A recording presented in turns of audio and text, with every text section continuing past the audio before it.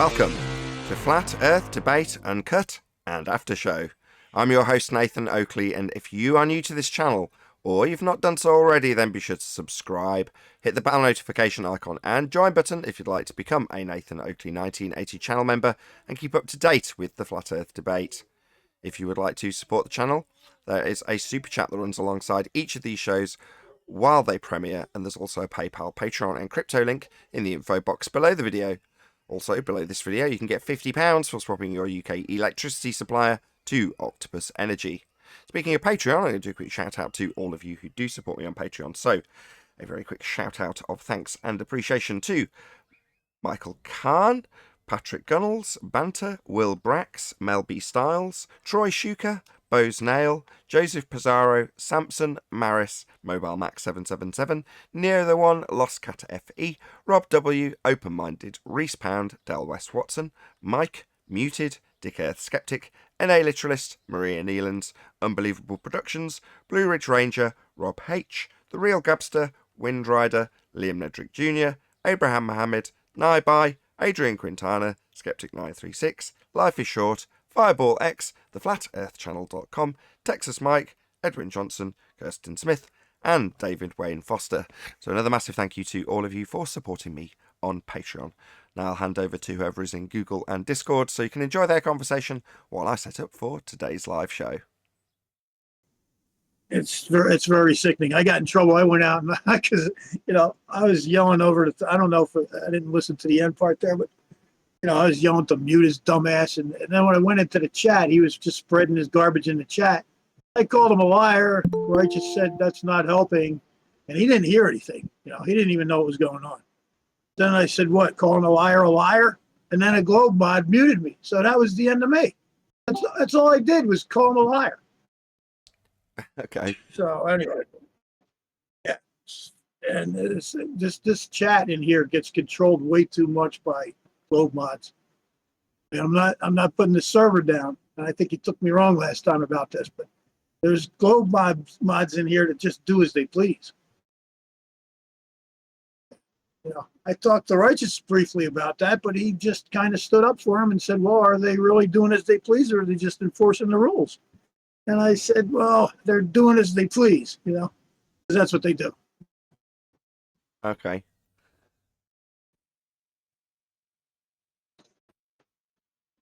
I mean, it's not on you. You're not here to watch any of this crap. When you're done and gone. That's why I'm done really and gone. nothing to do So I with don't it. have to watch any of that crap. Yeah.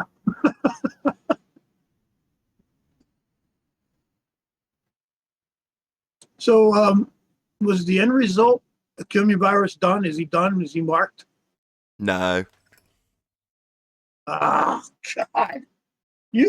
Why? Oh my God! I did say at the end of the show, I did summarize why not. You did? I did. I didn't hear that part. I guess that must have been Friday when I was just freaking out, and because I got live muted for calling him a liar.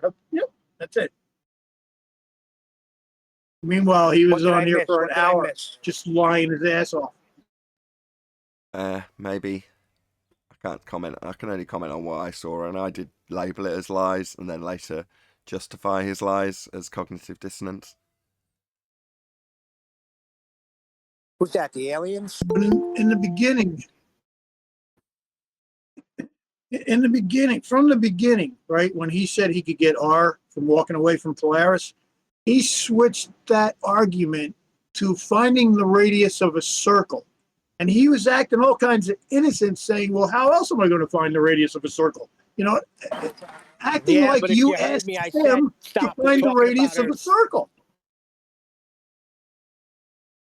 Yeah, but because he was making it like a circle when I told him, we're talking about Earth. We're not talking about a circle. Right. Talking about the radius of Earth. Stop being a wise guy. And he did that several times. He just sidetracked to a different meaning of his argument. And then when he said, "Who's talking about angles?" I almost lost my shit. That was it. Yeah, indeed. By the way, what's 90 minus 15? Does anybody know? I know it's at least 90. That's what his first answer was. Do you realize that? Yeah. I love math. Maybe I am deranged because I love math. Well, Look, basic maths can catch the best of us out, me included. Just on a live show. Nathan, not pressure is 90 on. minus 15, Nathan. He wasn't asked that. If you go back and listen to what he was asked for a derivative angle when moving away from Polaris. And then after, it was summarised that the question boils down to minusing off 15 degrees from 90. But Okay. that came through clarity. You know, I don't want to paint him as being a Dumbo when it's not necessary to do so. And even if he didn't understand it fully, so what? You know, his argument in terms of what he's trying to claim, which is derivative R values from getting the equator, and that's just celestial movements, or deriving 90 degrees without a horizon by saying Polaris is above me. Whatever, we're pulling apart those arguments, and it doesn't matter how dumb the guy making them is. They're fairly standard rhetoric arguments. So, does it matter that the individual's dumb? No, I'm more focused on the argument. If he's dumb. Good morning. Hello, Ten. Yeah, but what does he mean? But I don't understand the whole light thing. What is he trying to say? That we don't account for light? Flipping the burden of proof and saying your modus tollens argument doesn't account for light.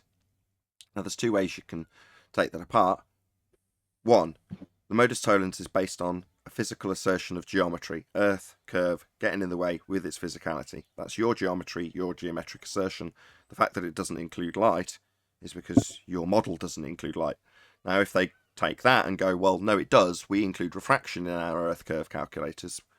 No, you include a geometric value of 7/6 in standard form of 3959. That's the radius value. That's what your quote-unquote refraction is. It's nothing to do with optics. It's still derivative of the R value, therefore geometry. You need the R value to do your refraction. So if they say, why doesn't it include light? Why doesn't your geometry include light? Because what you're calling a light-based effect, in that case terrestrial refraction, is based on the geometry at 7/6 of the radius, not light. Geometry. But it's a geometric assertion, therefore modus tollens is a geometric assertion because it's based on their claim in the first instance. There you go, Neil. That's why. And we don't have a radius because of Black Swan. Indeed. I don't understand. What's wrong with refracted things being refracted off the refracted horizon? If you recall, the question was, how can you achieve an angle off a curved surface? My favorite. So can It you was get so an wonderful angle? when you jumped in on that.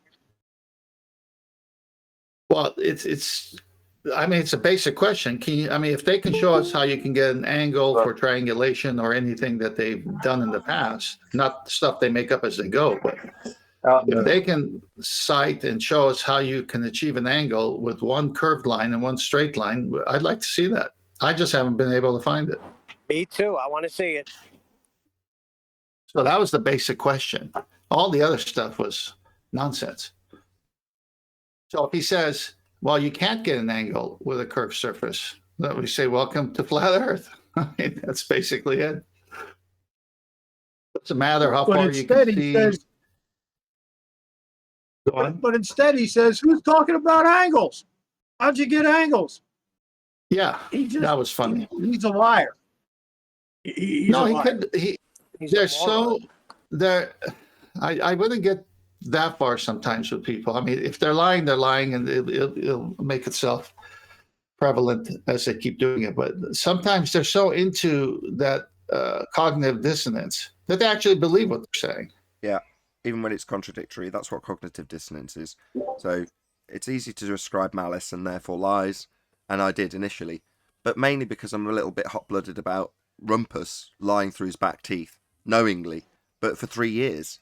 In other words, I've got demonstrable proof that back in the day he didn't refract the horizon, it was just tangent and very specifically being used with reference to other things in terms of its geometrical position.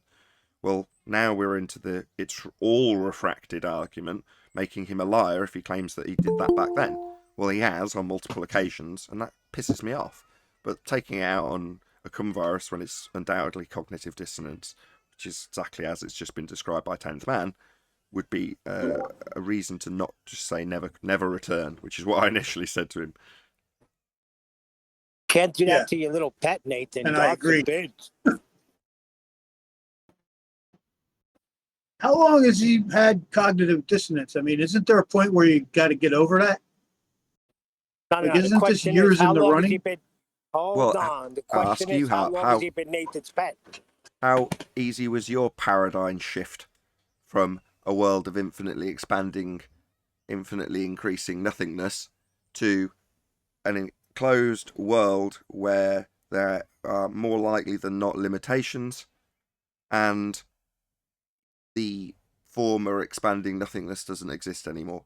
It's a violation of natural law. That's a massive shift. It was pretty easy once I looked into it. It was very easy once I looked into it. Fair enough. The problem was I didn't look into it, and then when I did look into it, I went, oh, shit. It only took 10 minutes before I was going, oh, damn. And I just went after it and looked and looked and looked, and I was just going, oh, my God, man, it's so wow. And I just started going outside and just looking again, because I used to wonder all the time. First of all, I was always a Bible believer, always. And I was always having problems with four corners and foundations and, where's heaven? I mean, where's heaven if we're going there, and if we're I don't understand any of this. So then when I finally realized, oh my God, this is a giant lie, then the Bible just fell boom right there. It was like, holy crap, all kinds of things just opened up, and I went, oh, now I understand. Yeah, I think the key bit to me is when you say you'd been considering it prior to that, maybe considering discrepancies prior to that, which was the same story for me. I mean, for me, it was an instant. It wasn't even minutes. It was like, wow, it's flat. Well, that immediacy isn't because I had just suddenly heard the terminology and realised everything about it. Far from it. It's more that I'd considered some of the issues whilst being a full-on heliocentrist. But they'd just remained at the back of my mind until that time. It's religion, Nathan, you're right. So that's what I hear from a fair few people that don't end up umming and ahhing and spending ages going through cognitive pain. They have actually considered it prior to that. They just hadn't really considered it because it's already been figured out. We already know we're on a ball. All the things that a heliocentrist would say to us now apply when you're letting go of that paradigm. It's very difficult for most people who haven't given it any consideration up until that point. They probably even haven't angled their head up towards the stars at any point in their life.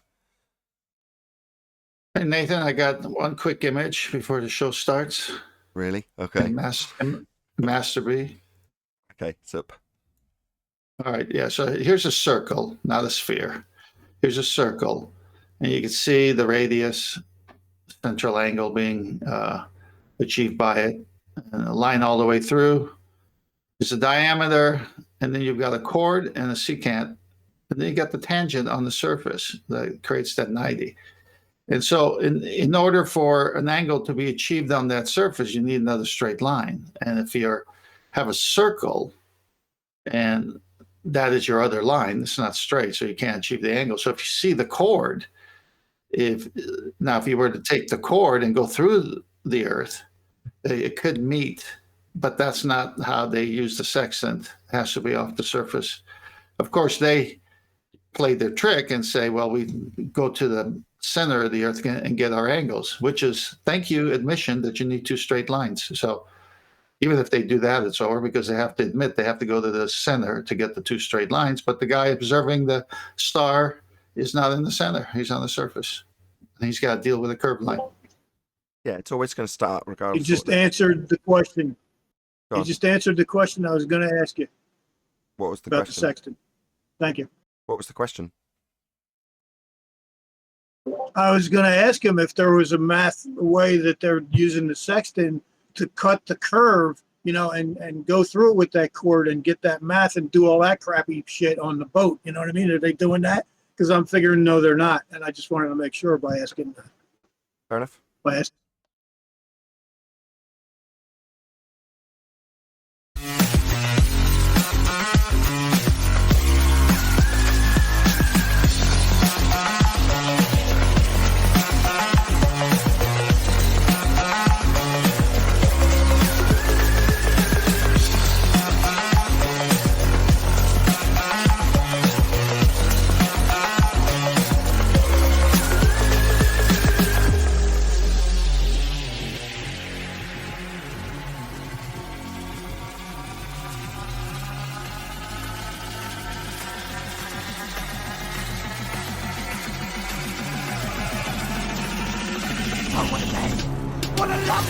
Welcome to Flat Earth Debate Live. I'm your host Nathan Oakley, and if you are new to this channel, or you've not done so already, then be sure to subscribe, hit the bell notification icon and join button if you'd like to become a Nathan Oakley 1980 channel member and keep up to date with the Flat Earth Debate. If you would like to support the channel, there is a super chat that runs alongside each of these shows while they are live, and there's also a PayPal, Patreon and crypto link in the info box below the video.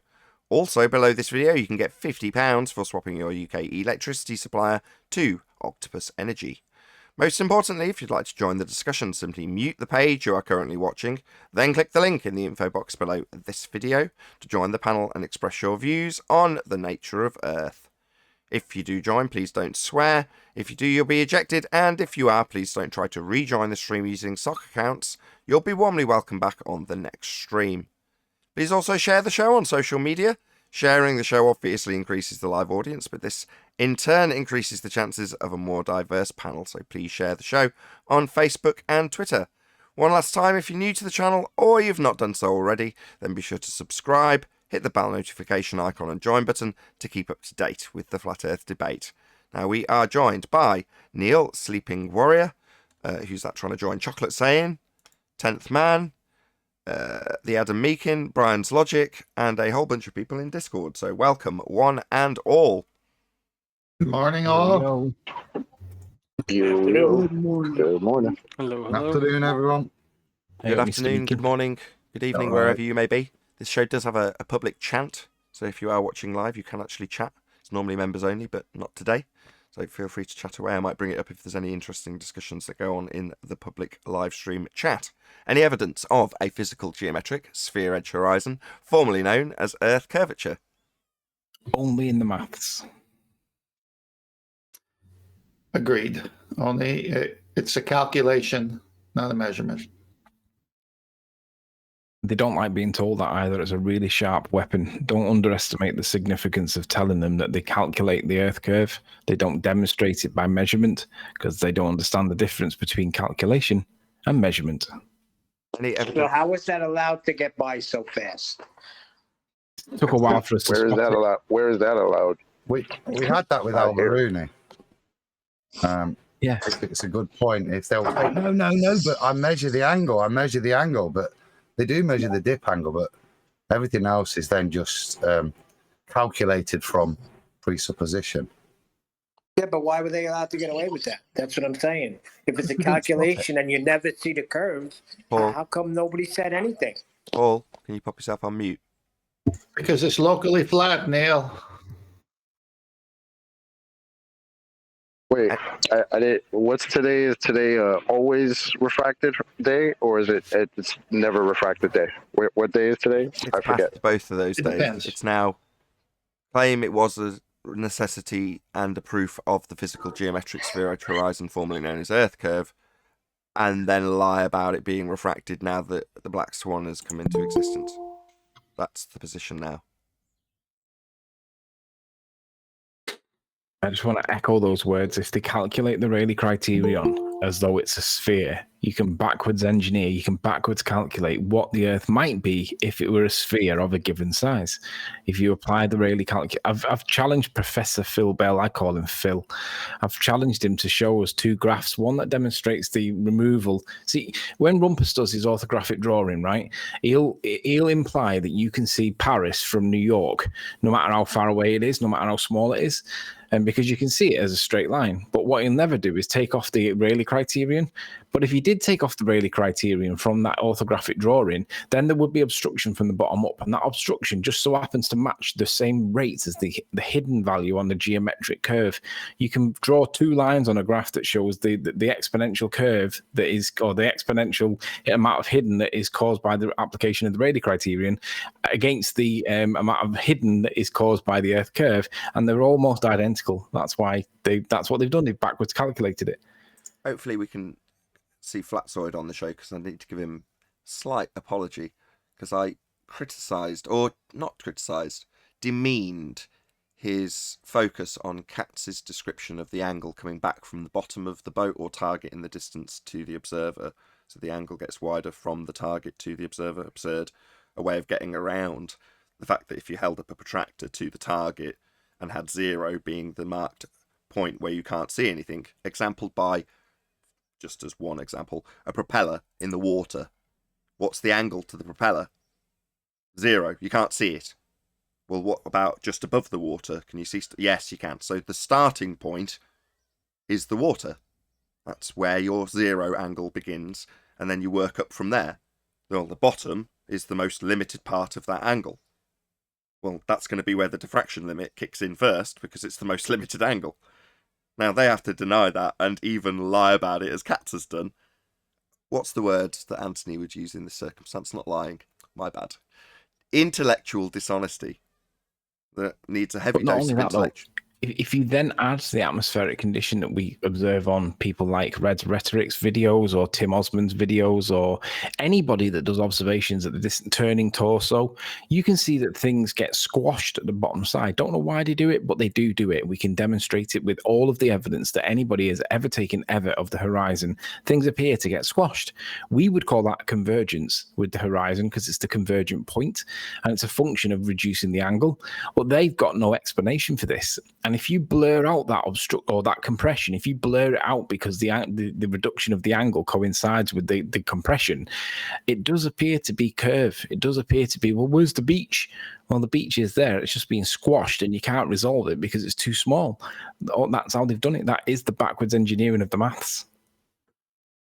Indeed. There's a reason it gets labelled by us. The begging the question, that would be to assume your outcome with an R value. Proof of nothing, because it's assuming its outcome with an R value.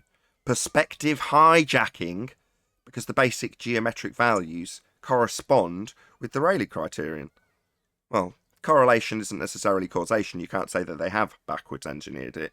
However, it's highly coincidental that things will disappear into the distance based on a limited angle against the deck, coincides with a geometric value that they give you as a hidden ratio with Earth curve obstruction when targets don't change in angular size with distance. They remain at a feet or meters value. So it is coincidental. Nevertheless, it doesn't change the fact that this effect, which has now been conceded by our opponent in the form of a Katz presentation about the Rayleigh criterion with let's call it a healthy dose of intellectual dishonesty in terms of the angle to the bottom of the item being viewed. If you work out the angle to where it is most limited, i.e. you can't see below the deck, the propeller can't be seen, but above it can, that's the 0 angle. Therefore, the most limited angle is to the bottom of something versus the deck, and the widest is infinite, if you want to look at it in that manner, to the sky, because there's nothing limiting it at all. You can look right behind you. So therefore, what's going to give you the 0 point to start measuring where you get this limited angle? Well, it's going to be at the deck, at the bottom, and what's going to be the point where you can't resolve the two different items described in the Rayleigh criterion? Well, one would be the sea and one would be the boat. You can't tell the difference between the bottom of the boat and the sea. Ergo, if it was a brick on land, you could put a brick, measure its angle, and then tell us with the Rayleigh criterion precisely when it will vanish completely from view. No longer be capable of being resolved. That would be to see it. Now, at the point of that... Go on. Do you know what Professor Phil Bell actually told me today? Now, get this. You know, we're saying about how ballers are reversing our arguments and then you trying to use it against us. He actually told me that when I pointed out that if you had a 13-story hospital, for example, and it was a distance away that makes the hospital get close to that angle, then when the hospital as a whole gets close to the angle, then cut that hospital in half and measure the angle for the bottom half of it, then you've got an angle that is then significantly below that angle, and then it's not going to be resolved. The top half of the hospital as a whole can be, as a whole, the hospital can be. And he said, yeah, but on the top of the angle, the top of the hospital, the blocks at the top of the hospital, they would be resolved. They would also be not resolved as well. And I said, that's correct, because you've got such a small angle that you can't resolve the top nor the bottom. And then do you know what he said? He said, if you were to get a better camera, you would be able to see it. And I was like, fuck me, that's what we've been saying for years. So let me get it straight. He described something that is completely devoid of being accounted for in Earth curve mathematics, because as depicted on screen, the mathematics for an Earth with a sphere and a radius of 3959 has the target remain the exact same size regardless of any distance. Now, at this scale, on this drawing, how far is the boat from the man? Couple of thousand miles based on this scale on a sphere Earth. Well, why is the Yeah, boat yeah. absolutely enormous? Well, because in their presentations and representations of how we are apparently supposed to be seeing the world, the boat doesn't change in size. But it's still a 100-foot boat. It's a massive boat. All right. So that boat is going to be 100 foot at 1,000 miles, 10,000 miles, 1,000,000 miles. So it doesn't reduce in angle then. It's just the actual size we're going to be factoring in when we account for how much curve physical geometry gets in the way of the bottom of it. That's what this picture depicts, their maths and how it works. Well, in their maths, you see the side of your own head and are accounted for as being a 6-foot man. And the boat, let's say it's 100 foot for easy numbers, is accounted for 100 foot regardless of distance. Well, based on the way this is presented, it's a little bit more crude because I can't show you what I mean by limited angle. But if you draw a center line through the bottom of the boat, that angle below that 90-degree line is smaller. This angle here is smaller than this angle here in very crude terms. Well, they say that the Earth curve's got in the way. It's like, well, this is the most reduced angle. At however many thousand miles at this scale, the angle to the bottom of this boat would be so acute you wouldn't be able to resolve it. It's beyond the diffraction limit. And what do they say? No. What did they say? No, we're only dealing with the geometry, not optics. No need for perspective, it's geometrically accounting for it. So we can account for how things in the distance, for thousands of miles away by scale in this representation, are still going to be 100 foot regardless. So therefore, when they start disappearing from the bottom at the most limited angle against the deck, we'll say Earth curve got in the way. That's the magic trick. I noticed that when they It's wrong though. Curve function collapse.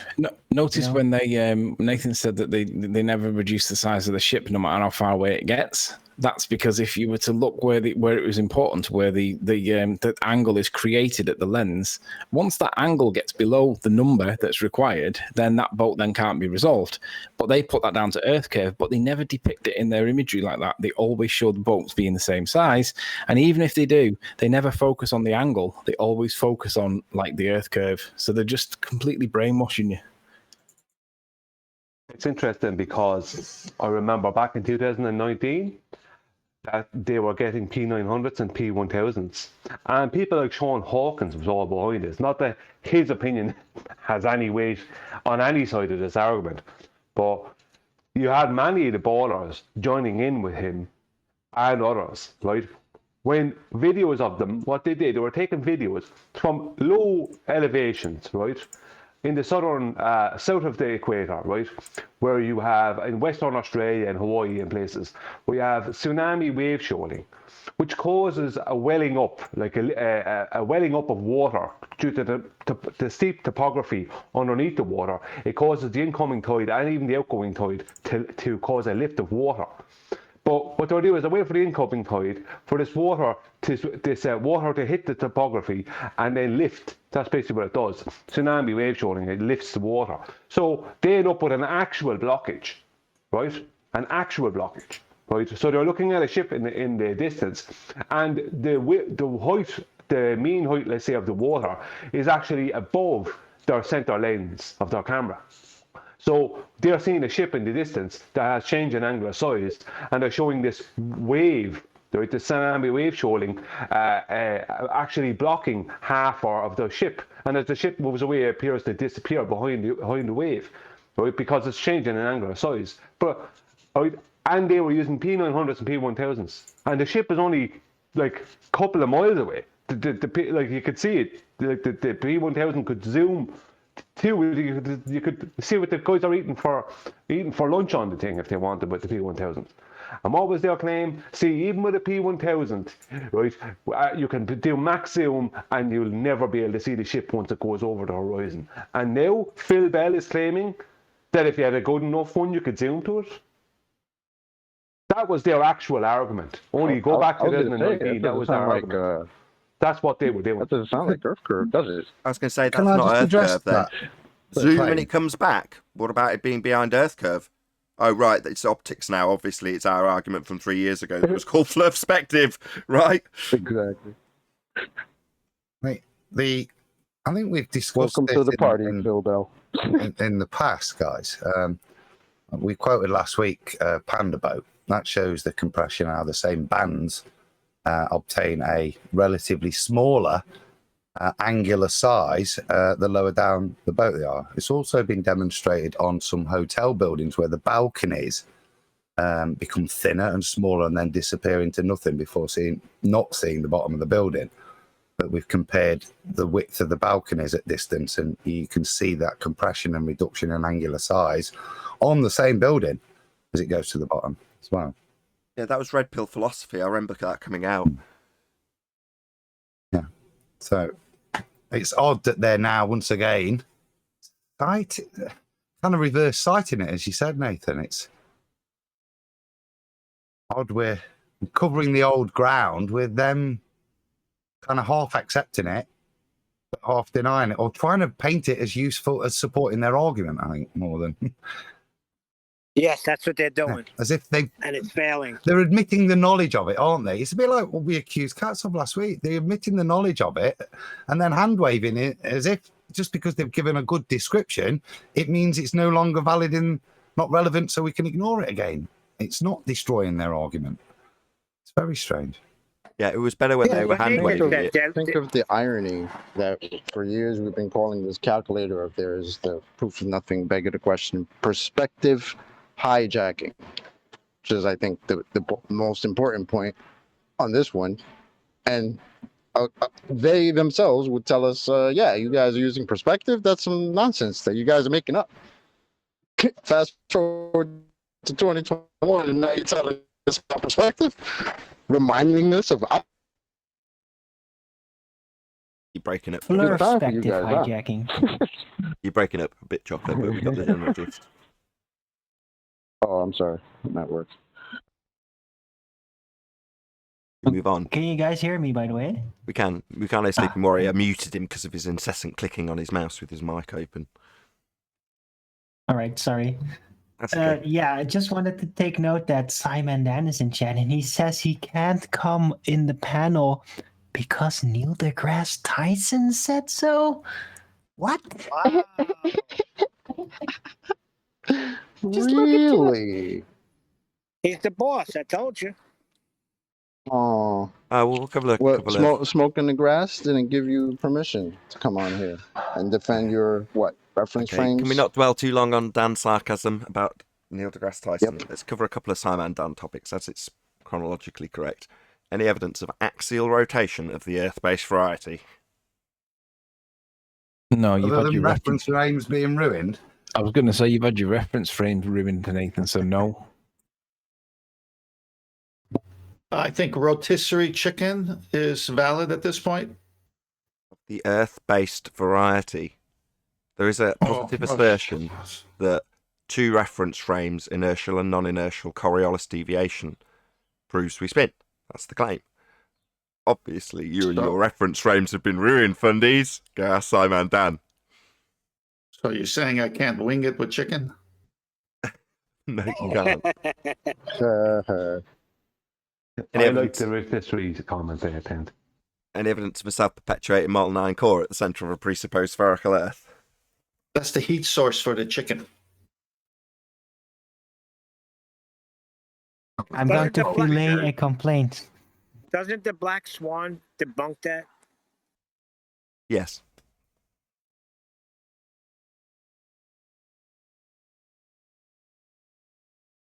Any evidence that you can have gas pressure without a container? No, but we can calculate it as though we could have a container, according to what's his name, that Dave guy, Just Dave or Professor Dave. He said you don't need an actual container; any volume will do. You can calculate it, so they calculate it into existence. It's one of the best. I'm gonna have to snip that out for John. John's gonna love that when he hears that. What they do is assign an arbitrary volume, but make sure that arbitrary volume isn't anywhere near the total available volume that would be available to the gas to disperse into. Because if they use that number, it'd ruin everything. So they use an arbitrary number to almost like drawing a Kalman line and calculating a volume based on an imaginary line. Well, I the think it has to. But I didn't think they needed a container at all. Why do they need a not actual container now for their maps to work? Well, they need a virtual container because otherwise they can't calculate the gas pressure because you need a container to calculate that. It has a high mortality rate. They sent people into a container without gas pressure, and they never came out. Or is that because Okay. maps are abstract? So if you're just doing maps to prove your point, you don't actually have to bring these things into reality. You could just reify it into reality by just saying it exists because you did the math. Is that how that works? No, if you did the maths and used the numbers that they purport to be, it would demonstrate that your point is impossible. That's why they can't use those numbers. But it would demonstrate there is no gas pressure here if you were to use their numbers.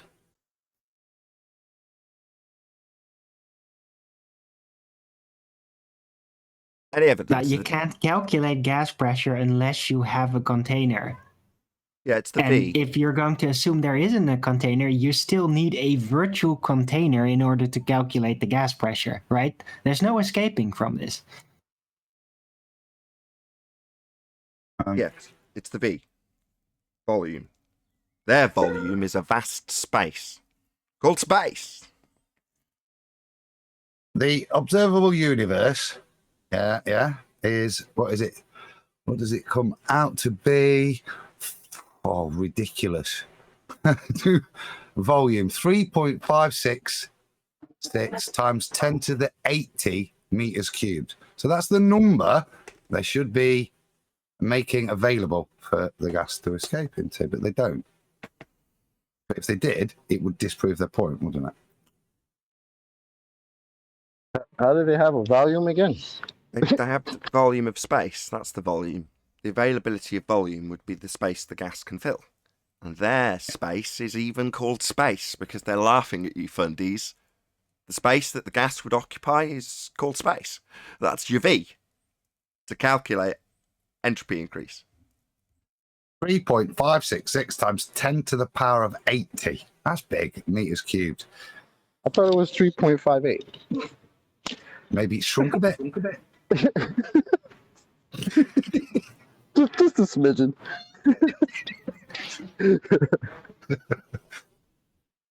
We stopped detailing the rebellious gas particles, didn't we? Yes, Nathan. I remember that story. It was really amusing. Me too. The revolt started at the Kármán line, as I recall. That's correct. The little first. particle that wouldn't. That's the one. Natural law. That's not for me. I'm burning my brow right here. I will name this place Kármán. This is the line I draw. GLM. Gaseous lives matter. You wouldn't go. Gaseous lives matter. That's right. Of course, eventually they all put on weight and went down, go boom boom. They had little springs pulling them back.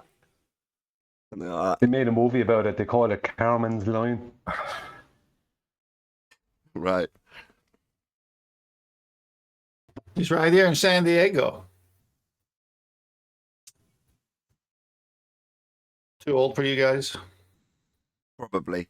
Nobody reacted. There's Kármán, San Diego. Where in the world is Kármán San Diego? Georgie fucking Musa. Georgie fucking Musa. Where That was in the great. world is Georgie fucking Musa? Hey, no Yeah. swearing, please. Not on the live show. If I'm you can thinking possibly avoid it's not considered swearing if you sing it. It is. Anyway, moving on. Any evidence of the distance to the sun? What's that again? Distance to the No. sun? Any No. evidence thereof? I asked somebody Saturn Day when I was fishing. I said I was talking to this Muslim guy. This is so cool because I found 2 more flat earthers. Cool. I said, dude, does that sun look 93 million miles away? We were talking about stuff, and he says, no. And I know what you're going for. You know, it says the same thing in the Quran. And we got along right away. He said, does water curve? He said, no, man. I know what you're saying. No way. The earth is flat. See, this is where I've got a bit of a theory that, theoretically speaking, like what this topic should do is it should unite all the religions, but I reckon it'll probably divide. But realistically speaking, it should unite us all because we've all generally got the same principle. We generally understand that there was something that created it. Who cares what it was? Wasn't the result of a cosmic ejaculation. It should unite the religions, but I don't know whether it would. It should. It should. We understood each other.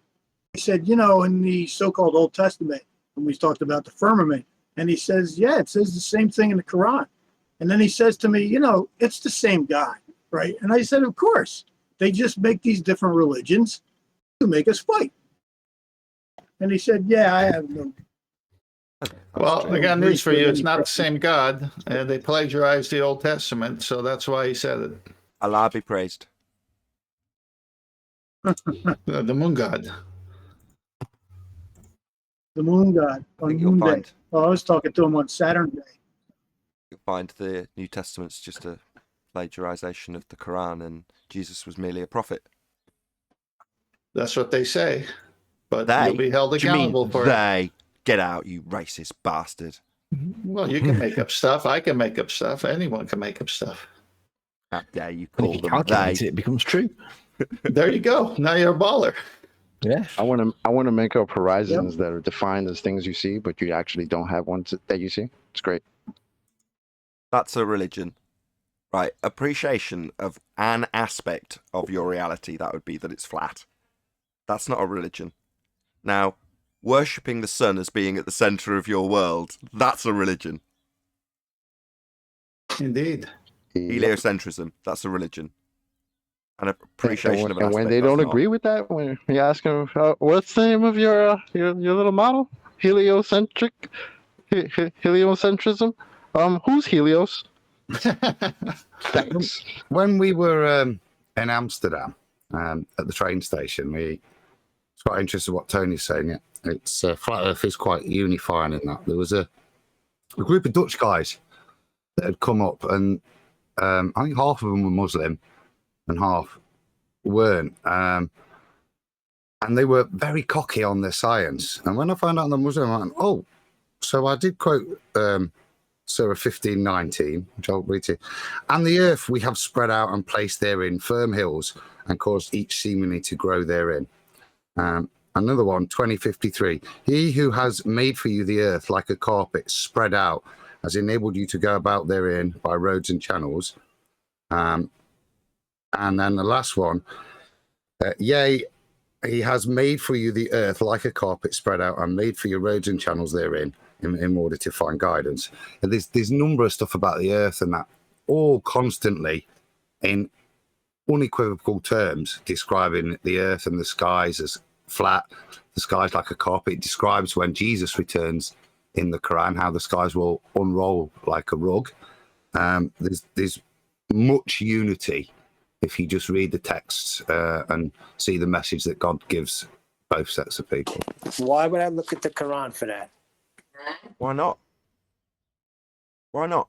Because that's false. Why? How do you know? How many times have you read the Quran, Neil?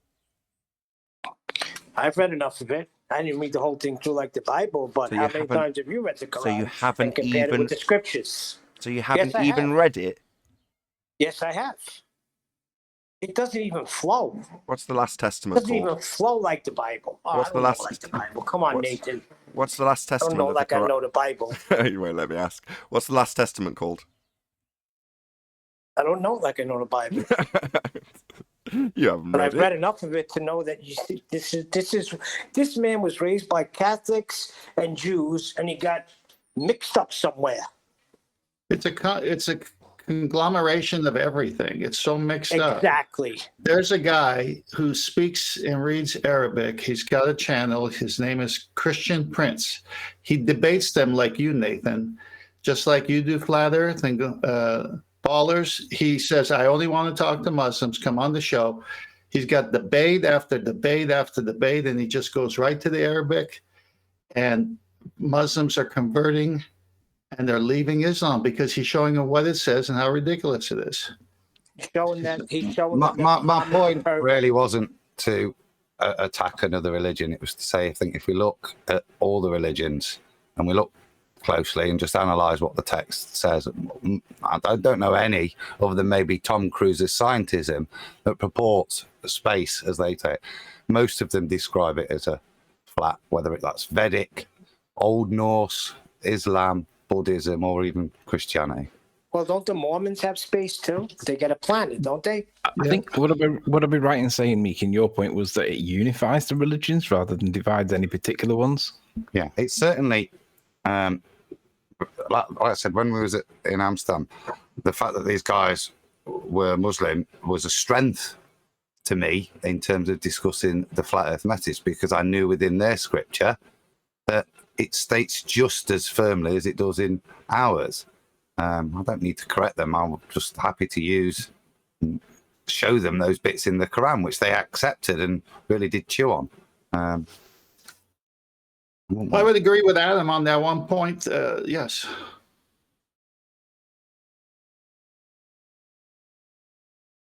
We're going to move on in housekeeping terms. Please. Any scientific evidence of gravity? The Quran. No. Calculate it. Did someone say the Quran? I got some, but don't hold me to it. What's the scientific evidence in the Quran? No. I don't think there is either. I was being flippant. Oh, it's you. Yeah, sorry. I did read something about that. There is something I found. Give me a minute. Hold your tongue, white Christian heathen. There was. What was the question again? Any scientific evidence of gravity? Oh my God, what's going on today? No scientific evidence. They need it for their sphere, though. No evidence whatsoever. Maybe Bob's got some. Bob got anything? Who? Who's Bob?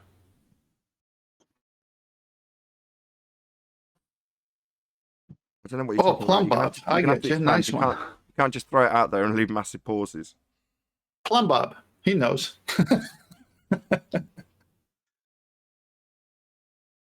No, we're not going to find out. No, he meant Plum Bob. Any? Right? Even is gravity. Are two Yeah, but with the plumb lines Plum Bob, parallel? there's strings attached. That was Oh it. my God, dude, you should be punished. You should be put in a penitentiary. I am punished. Only you laughed. He Got should it, be Nathan. punished. Yeah, he got me on that one, Chocolate. It's It was- unstoppable. And penitentiary. So, to come back to it, the other week I was looking in. We were talking about the firmament, so I was doing a bit of reading into that in terms of superior and inferior waters and stuff. I'd say I do go across to the scriptures, and the bit I came across was, because to me it was useful and I'll read it. It says, "Do the unbelievers not see that the heavens and the earth were joined together before we separated them, and that we brought about all living things into existence from water? Why do they still not believe in God?"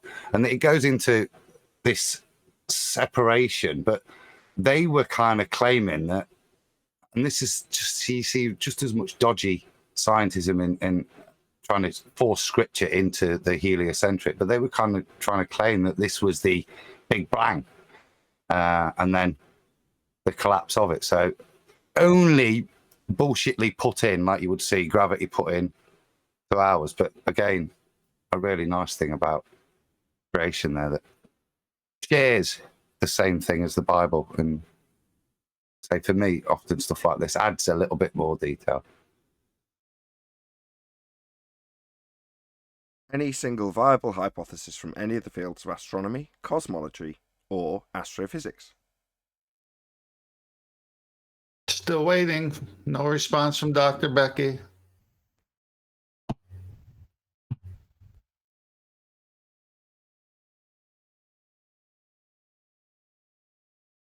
Is that it? That's the only lead we've got at the moment. Dr. Becky replying in terms of her comments that she can do science when responding to emails. Well, she's taking the Neil deGrasse Tyson approach, I think. When I asked her the questions, just the people in chat started jumping all over. Oh, he's a flat earther. He's this, he's that. Just answer the question then. And she's seeing that other people are, fighting the battles for her, so she's not going to answer. Just like Neil deGrasse. I just want to point out what Tense just said there is so true. Like if bald earthers come into our chat, our comments, no one really cares. I might respond to them periodically. Sometimes I'll actually block them if they're just being rude. But if we go onto one of their channels, what happens is all their subs become their gatekeepers, so they don't even have to respond. They can just rely on their own deluded people to get the point across. That's what they do. That's exactly what happens. Mm. It's all very dull. Excuse me. They have tactics. We have winning arguments.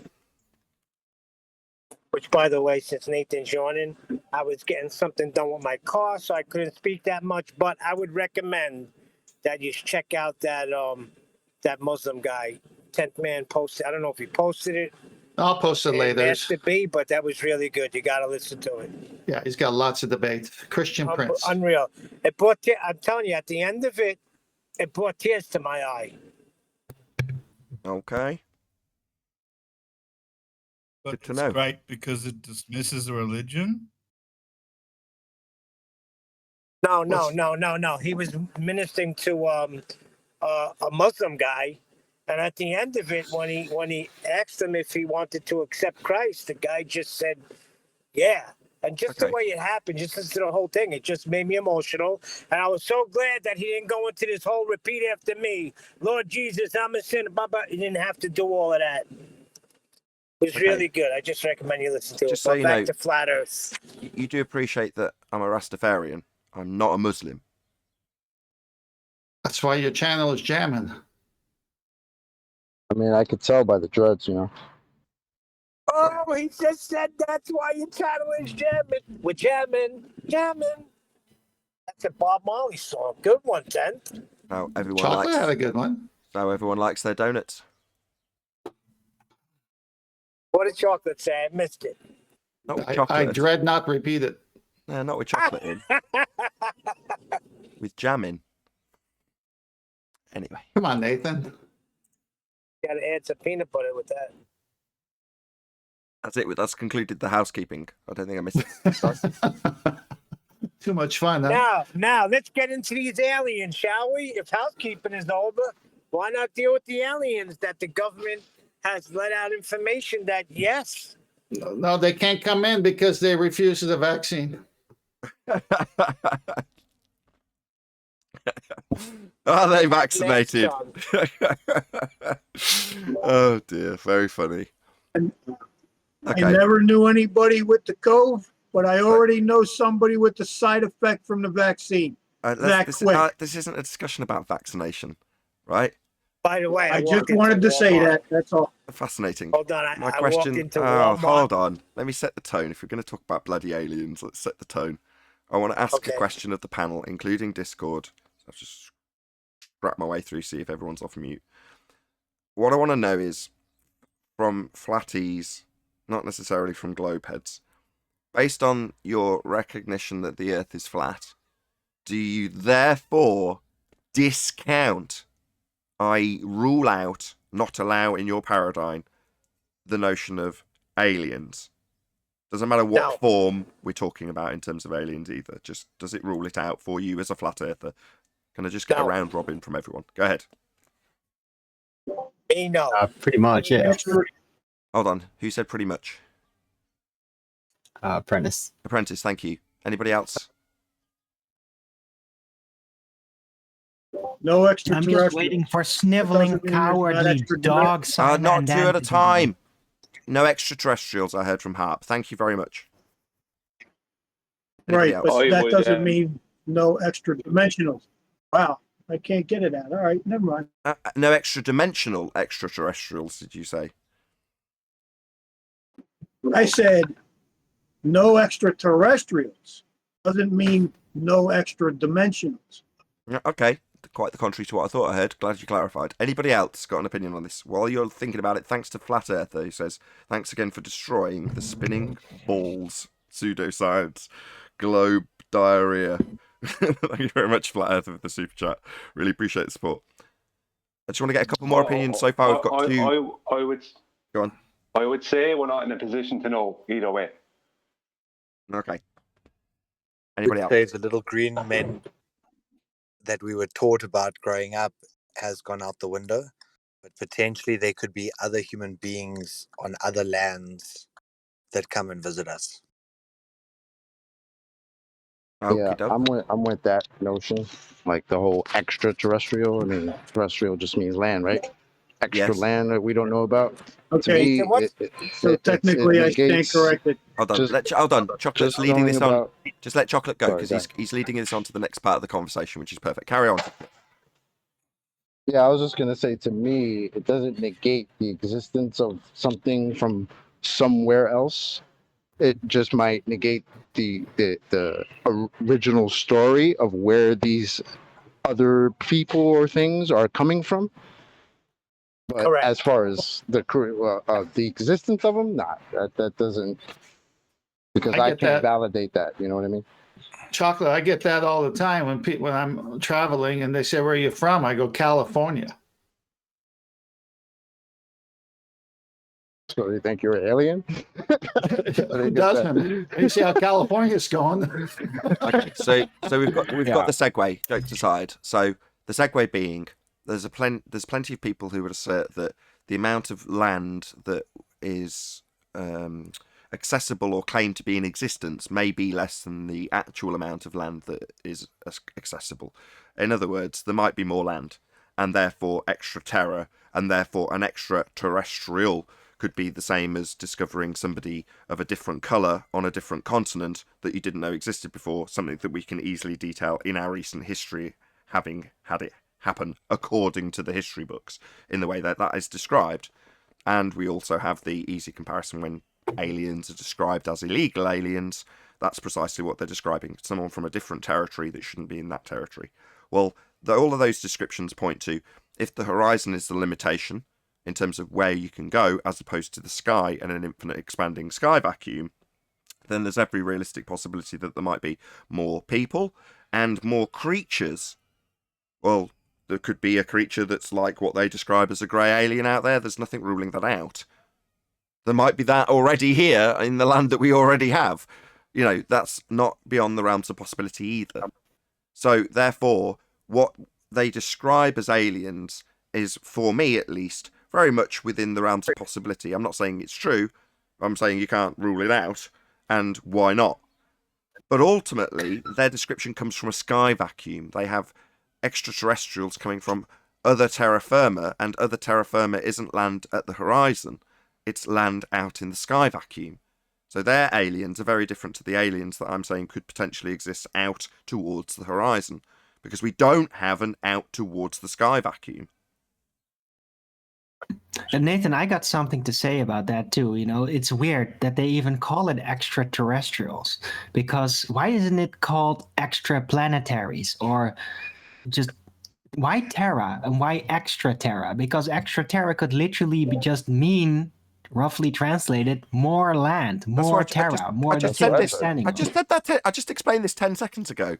So extra Terra for us, if you're a more land earther or whatever you call yourself, if you're that particular persuasion, you'd say that there's more land out towards the horizon. You travel out further along the plane that we dwell atop, and you might find other people. Whereas they have a description of other terra firma, being the other lights in the sky that's the land that we can't reach. Right. And it would just be proven by Darwin at this point. When Darwin was doing island hopping. He was discovering all kinds of different beasts and creatures. Even just looking at the Galapagos, there's species on there that have never been seen anywhere else on any other continent. So the possibility of these extra lands having extraordinary creatures and potentially pygmy people or giant people, I think that probability is very high. Right. So we live in a nicely isolated, which also expands onto the question of there might be different motives for why we are, let's just call it, segregated into the section of land that we are currently on. Maybe that's for the greater good. You just don't know. Where people have a nefarious outlook of the powers that should not be. Could it be the case that they went, okay, well, if we just let you all loose, you'd all get eaten. Look at this out here. You just don't know, right? You don't know what you don't know. Maybe. Well, they've kept us looking up in the air and expecting from the sky. So we've been expecting and looking up into the sky for people who are other people than the human being that we know. So we haven't been looking out the way, we've been looking up the way, and that's the way they've kept us. And we don't know, we have, as I said, we can't say it away, we know so little. All we know is that you can't bring tangents to refracted horizons. Indeed. We don't know a whole lot more than that, do we? No, we're very ignorant. The more we progress on this journey, Brian, the more ignorant I feel, if I'm ruthlessly honest. Me too. But there we go. It brings a smile to my face at the same time, because that brings me a sense of childlike wonder about the world that we do live in. And that's a marvellous thing. One of the things I was also going to go on to was the term for their hunt for the ET people is called SETI, Search for Extraterrestrial Intelligence. In other words, the implication of the people out in the ever-expanding infinite nothingness that is their space has a timeline implication in terms of their story of the mathematical certitude that there would be life out in the infinite expanding ever-increasing nothingness of space. Well, that derivative will give you a timeline that will ultimately end in potential travel through the Einsteinian world of space and time for them to arrive as intelligent beings. It's just a charade, a story. That's all it is. But that is very much from the sky vacuum that you can have the lengths of time for them to develop the intelligence, for them to be little grey aliens that come and potentially want to kidnap us to find out how we function biologically or whatever nonsense stories we've been fed in the past. Well, if I go biblically, then they're demons looking for a body to dwell in. I was going to come to that next, Neil. You might as well expand on that. The problem is that how do you tell if you're a Christian believing, a Bible believing person, and aliens turn up from outside the horizon? How do you tell if you already have a pre-assumption of what they are? How do you It's easy. It's called Hold on, that's the whole It's easy. thing, It's called it's easy. It's called the dip angle. No, they're gonna think there's gonna be a great falling away of the church. Their faith is gonna be rocked. That's how it's gonna go down, I believe. What church? Didn't the Pope already say, like, if the aliens show up, he'll be happy to baptize them or something? Yeah, that's the The whole church thing. has a body of believers, not a building. That's A what body Neil of is. believers. Yeah, but that's go on, Ken. Yes, thanks, Brian. Yeah, Chocolate's right. So this is all the preparation for it. So, like I said last week, just scan the internet. Lots of UFO shows being broadcasted on mainstream media if you own the TV. Here locally in America, Tucker Carlson ran a few days. I heard a whole week on it, which is weird. But then you see all these, titles with the Pope wanting to baptize aliens. And, space is very much in the forefront. Aliens are very much in the forefront right now. So they're just preparing us for something, because the next big show is going to be in the sky. And as Neil said, from the biblical point of view, which if you're not a Christian, you may or may not accept, they're demons and they're here to fool you. Indeed. So a presentation that has a heliocentric backstory, should there be any visitors from the sky, is quite useful in terms of their paradigm and narrative. As long as everyone's all under the assumption that the sky vacuum is going to be where they're coming from, and the light year distances and potential time dilation overcoming mechanisms that they have created to get here, intelligence included, is potentially experienceable, when it could be something far more nefarious that we just don't appreciate. It's kind of correct. Hang on, Nathan. It's kind of your fault, though. You know that, right? My fault. Yeah, let me explain. See, since they launched their geometric horizon, they need help now. That might be true. Help. You're saying that the heliocentric protagonists are in themselves demons and they need help from No. their I'm saying overlords. they've lost every argument, every question, every geometric possibility due to limitations of their radius. They said, well, how are we going to keep this lie going? Well, what if we get some aliens to come? That'll prove it. So Yeah, they got to push it forward. yeah, they got to keep it going. Maybe the visitors are the rebellious gas particles that advanced their civilization, and now they've come back with ships because they're gas, but they're rebellious gas, so they don't need to actually act like gas. They could just get in ships and fly around. Maybe that's what they're doing. Well, they tend to wander about and they got sprayed. Oh, they run off, don't they? Thanks, Ruppus. So yeah, so it's the contrast between the potential for there being other nations of people that are just like us on other land, or other extraordinary creatures in the same circumstance out at the horizon, as opposed to little green men coming from a sky vacuum. You know that map? I don't know how real it is, but supposedly it was claimed to be real, where it's a Japanese map where it shows what we know, the lands we know in the center, and the other lands outside of the Antarctic. Kobayashi. Yeah, it's the Kobayashi, yes. Correct. Yeah. Well, if that is a correct map, if it has any relevance, then there is something outside of that. Yeah, Kaiser Sose.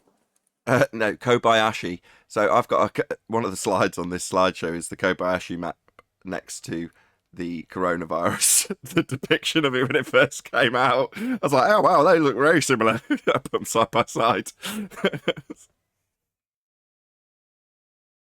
Anyway. Or there could be other lands outside of, let's say that map was correct, but there might be nobody on them lands. Who knows? The story I heard about that map, was that map found? Like, obviously this is just anecdotal, but wasn't it found in like some cave or something? If I'm wrong, if we're talking about the same map, or we're talking about the one like looks like the Yes, I think the story I heard was that the guy who got it had to like fill up like this Hessian bag with sand, and then he placed it on this rock, took the map, and then everything around him started to collapse, and a big ball started to chase him. It's amazing. Oh yeah. I was actually being slightly serious, but yeah, we could go with that. You're always painting a doomsday picture, Nathan. I do have Have you guys ever read for Simon Chuck Dan, seeing as Missler's though he's in chat Alien and he's Encounter? listening. I have a special request for Nathan. Can I ban him from chat? You don't have to say yes. He's just being so annoying. And like he won't come on, and he's like whining about how you're not coming on with him. Like, I'm sick of reading this shit. Who are you talking about? Simon Dan. Right, number one. Nobody cares about you, bro. Go away. No, find right your now, geometric horizon. Right now, I do care. I've got a request for Simon Dan. If you wouldn't mind obliging, I'll ask politely as well. See if he'll actually do it. You think he will? Owen, just wait one second. I'm going to ask anyway. There you go. I'm going to ask him anyway, given his wisdom and his knowledge of science. I'd love to hear his explanation. So, Simon Dan, if you're listening, and I know you are, so go back and record my words. If you get a 2-liter bottle of pop, right, you take the lid off it, and in a day or two, it'll go flat. Given the context of the environment that the 2-liter bottle of pop sits in, it sits in an atmosphere of air, right? And inside the bottle of pop, we've got carbon dioxide. It's infused into the liquid, and that's what escapes. Given that we're in a gravitational field, according to you, and given that it's pulling on the heavier molecules because there's more mass to carbon dioxide, can you explain to me what is the mechanism that allows the gas pressure to escape, the carbon dioxide to escape, given that the gas molecules are in the nitrogen oxygen environment that we live in at 14.7 psi? How is it that the carbon dioxide escapes, given that that's in a gravitational field? Thank you. Okay, so just to address Arwin, there's no obligation for anybody here. If you want to join, and you want to talk to me or anybody else on the panel, you can. The door is open. Likewise, there's no obligation. I say the same things to you guys when you're like, oh, I'm sorry I'm late. It's like, there's no obligation for you to be here. You're here out of choice. You want to be here, therefore you are. But without being rude to you, but I'll phrase it to you instead of Simon Dan, if you're not here, that's no hardship. That's no problem. And I'm not going to phone you up and go, why aren't you here? Likewise, I'm not going to phone up Simon Dan and go, why aren't you here? It's up to him. If he wants to talk to me, he's expressing in the chat, I have addressed him already, that he wants to debate me, or so I could glean. I'm only paying half an eye to it. But nevertheless, you can, if you want to. Me, I don't give a crap. Do I want to talk to you numpties? No, sometimes I have to. You come on my show where you can talk to me if you want to. And you can if you want to. I don't want to. I don't care about you. So does he want won't to? do it though because he's a trans little girl and he needs a daddy to watch over him because he's so scared. He's so scared of the good old Nathan Oakley. Hold on, No Nathan. He needs a debate. Let's just drop the ad homs. No need. Absolutely no exactly. need. It's not an ad hom, it's a description. There's no Now, need. Hold on. Let him come and debate Nathan because he's obviously looking for answers. That's why he went to that astrophysicist. Am I correct? He wants to know. So let him come on. Kudos for going to the astrophysicist, the BBC correspondent, Simon Dan. I did wonder why you didn't pick him up when he didn't answer your question that you asked him, which was, how do you have gas pressure without a container? He didn't answer that question. He stuttered and stumbled and waffled his way through an answer, and you didn't pick him up on it. I wonder why. Did you turn a blind eye to the fact that he didn't have an answer? Or was it the fact that you were just simply being polite? But yeah, go back to him and ask him. Ask him to... I've emailed him. I'm waiting for a response. I don't expect to get one because he thinks that we're all, I don't know, whatevers. But he didn't answer your question, Simon Dan, and you didn't pull him up on it. Shout out to your... Yeah, but deep down inside, Anthony, he knows he didn't get an answer. That's why he's here. So come on. Yeah, there's no pressure. You don't have to do anything. He's under absolutely no obligation whatsoever. Unless his desires draw him here, there's no obligation at all. What happened with him and his duo with... No, that's too old there. Now, wasn't he tagging along with Ranty now, doing some other shows now he's over here? Does he have a busy schedule? I have no idea. I do not follow Simon Dan nor have any interest in what he does. Occasionally, like was the case with Mr. Cheswick, I believe, he mirrored part of an interview he did with that guy whose name I forget, the guy who hosts Sky at Night, right? Very popular show if you're an enthusiast in that sort of area. Anyway, well, good collar. And I'm like, great. But did I find it because I'm sat there watching Simon Dan's content? No, far from it. Well, how could you? You don't even have reference frames. That's, that's another issue. Shout out to Retro Bill, who says, a few coconuts for another great show. Thank you very much for the super chat. Really do appreciate the support, Retro Bill. But Nathan, you do have an open panel, correct? Yes, Neil. So my question is, why are they on chat and not just coming on? I mean, if I got a good argument, like I'll go on Gem. Because the peanut gallery's open today. Because they can be in chat. So they are. You know, you got to take your bones where you can get them. We all know why they can't join. Because they get absolutely pummeled and they don't want to be seen spectacly publicly. They don't want to be a spectacle of getting absolutely hammered. You only have to ask Simon Dan, is gravity a force and can it accelerate matter? And he has to say, no, it's not.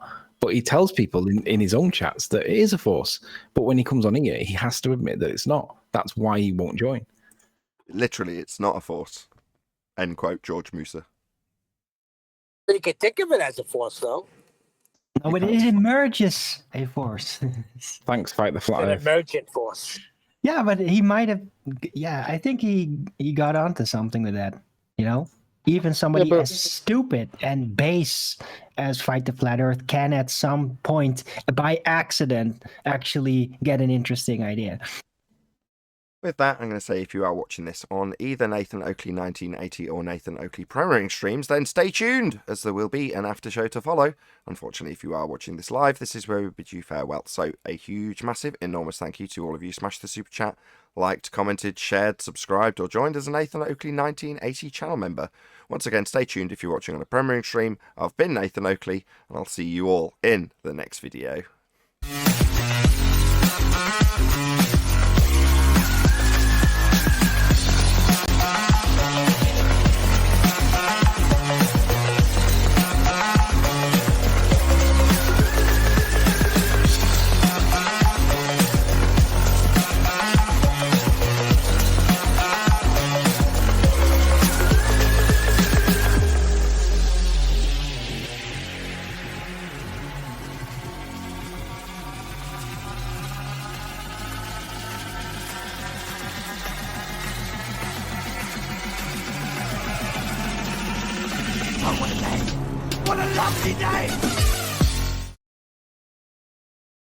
Oh, hey, Musa. He seems to be having some keyboard trouble. Share your screen and do not interrupt me when I'm talking to you, because I am Elmer J. Flood, Interrupting? millionaire. I own a mansion and a yacht. Stop interrupting. Gravity is a froze Gorg, Musa. Jorge. Jorge Musa. Hispanic. Jorge. He's probably excited and typing fast because he thinks he's got a point, but his point is moot. Well, at least Rumpus actually goes on places, right? Unlike Simon Dan, a little girl. And you He's can do us a daddy. favour. Go on. Do us a favour. Take a picture of your radio in your Peugeot for me. I want to have a look at it. Okay.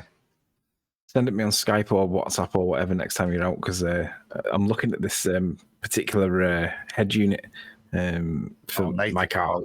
Yeah, he can't moan now because it's his fault. I was talking about it.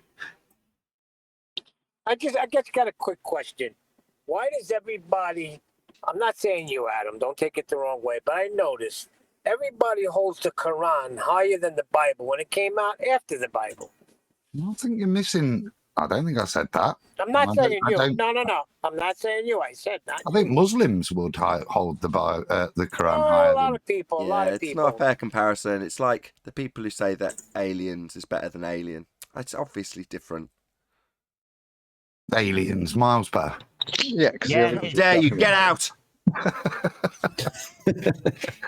Yeah, but the big difference is that when Alien came out, it was quite unique, right? So it was kind of a groundbreaking sci-fi thingy, and then Aliens was just like the cherry on top of the cake, a really great sci-fi development from that, right? But it was Alien that really broke the concept. That was on the other night. It's a horror By the way, I thriller. watched it. It's a horror thriller versus a horror action movie, so they're very different. The original movie was much more about suspense and, the creepy anticipation of what's going to occur, as opposed to the blood pumping, full-on adrenaline car chases and all that sort of stuff, which is Game over, man. Game over, man. Game over. Alien was groundbreaking, though, because that movie, I remember everybody talking about that, especially that scene when he burst out of the dude's stomach. I don't know what scene you're talking about. Yeah, good old practical effect. Really good for the time. When the alien busted out of the dude's stomach. The first time Yeah, they it wasn't seen actually the his little stomach, alien. though. That was a prop, but it was all physical special effects, so it was really impressive. Oh, was he I not don't really remember bursting out of his it stomach? happened. Oh, there was me thinking that they sacrificed that guy. Oh, what do you know? Right? It wasn't Marvin, why'd you blow that up, man? The actor has been spotted in other movies since, so The real He cool also thing played, about like, in that movie, about the 1984. original So wait a Aliens second. movie with In that movie, they knew what was going on.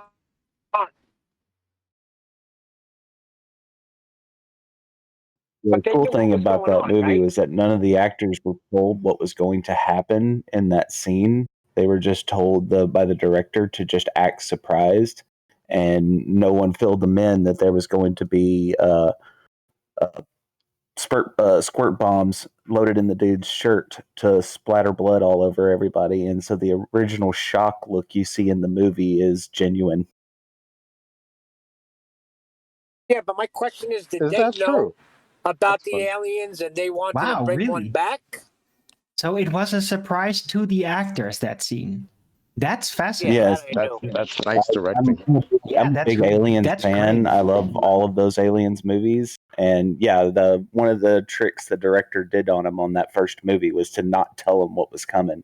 That way, he could get a genuine surprised reaction for that scene. Yeah, he's not the first. I mean, in Jaws. Yeah, he's not the first similar... director to do that. Well, no. They had a similar effect going on in Jaws, where what they did was they tied the woman in the opening scene to several machines that would drag her back and forth. But for extra realism, they made sure they broke a few of her bones and nearly drowned her, and that made the realism a lot more palpable. Whatever. They did that in The Exorcist too. The Exorcist Exorcist was really freaky. You know, like if you didn't know that thing was there and it would suddenly pop up beside a boat during a shot, you would shit your pants. No. The woman in the opening scene. No. You know when we use the bit where you got the foreshortening effect of him realizing somebody's being attacked? Well, the woman who's being attacked in that scene is just being dragged back and forth in the sea. Well, underneath they've got these machines that are dragging her back and forth. But it broke, I think, an arm and a rib and a couple of other bones, and she nearly drowned.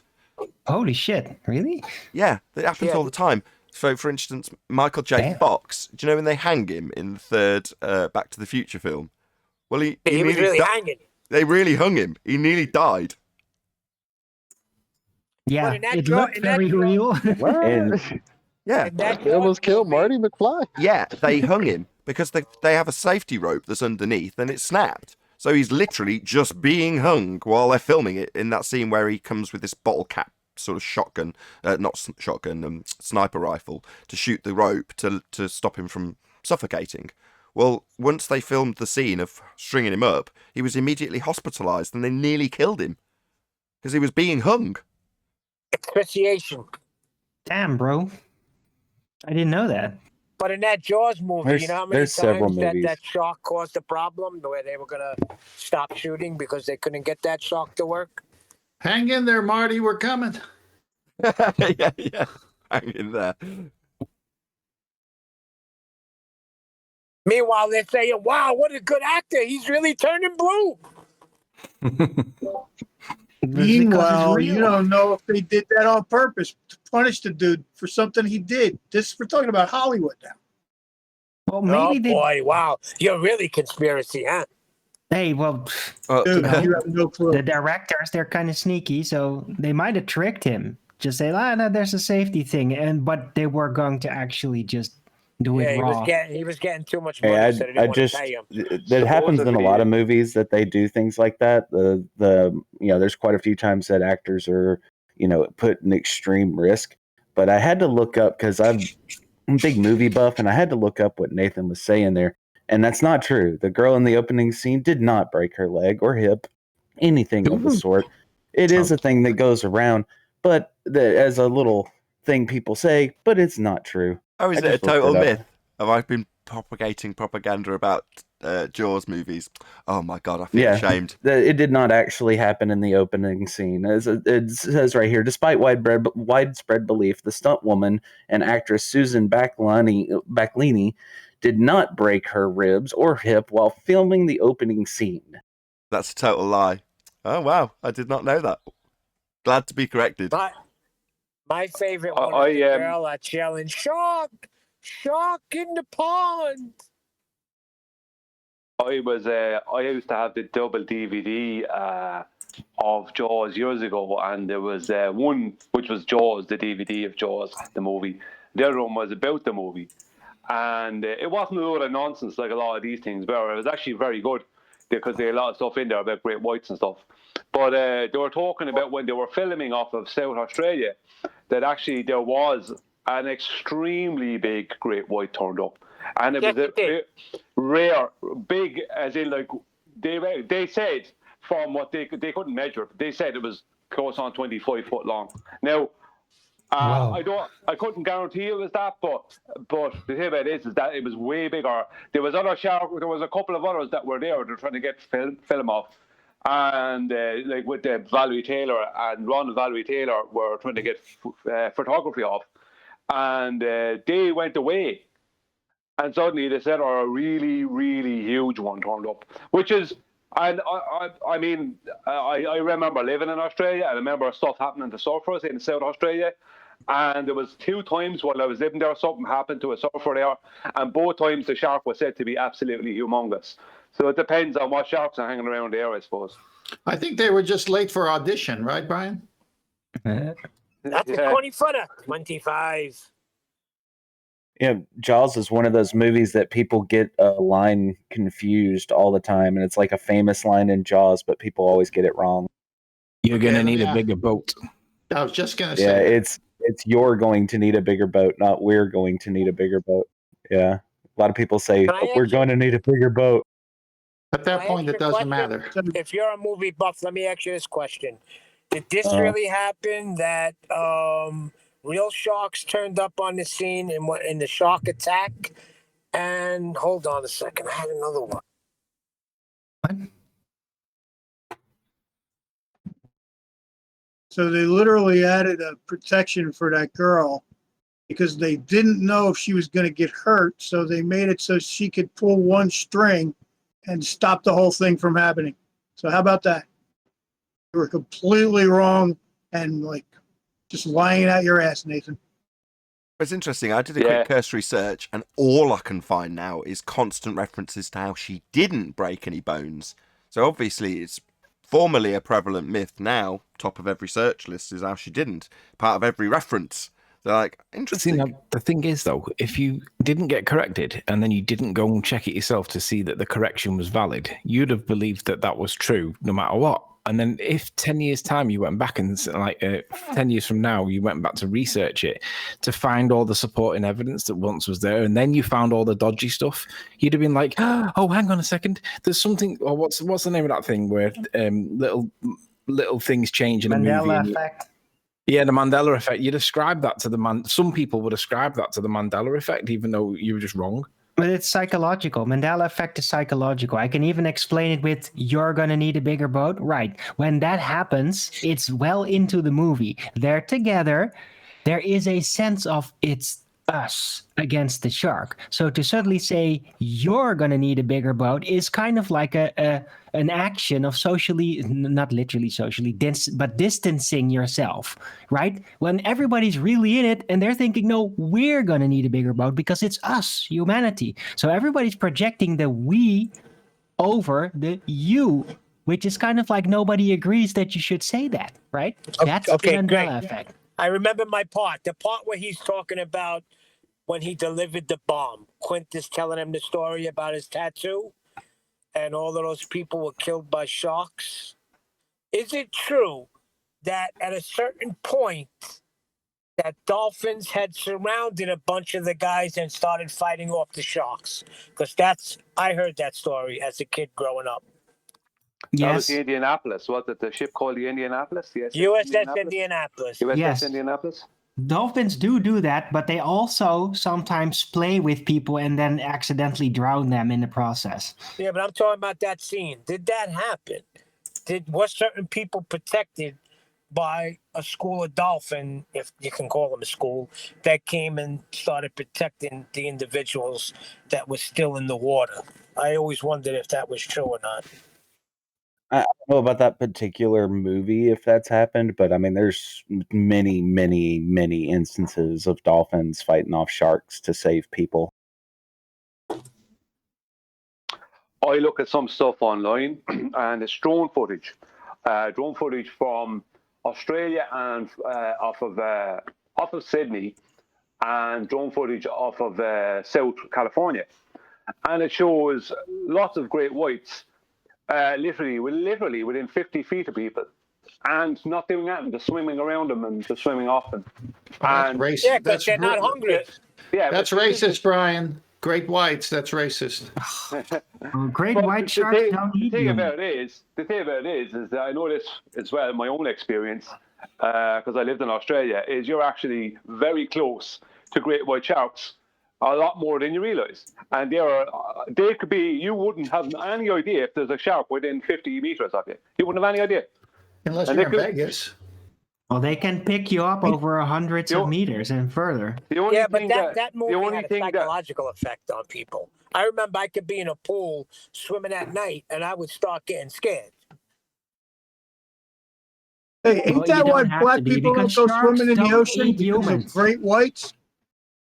No, man, you'll be right. They You didn't don't know go that. for the the humans. great whites, just Neil said there, they weren't hungry. But Neil, the great whites were actually looking for rays to eat at that point. The great whites that were there, they were Yeah, I looking for believe rays. that. They don't like humans. They don't like bones. But see, they will I eat just pulled humans. up, Somebody They will actually eat humans, died but just off the it's coast rare. They want a seals. few One at weeks a ago time. here in Australia.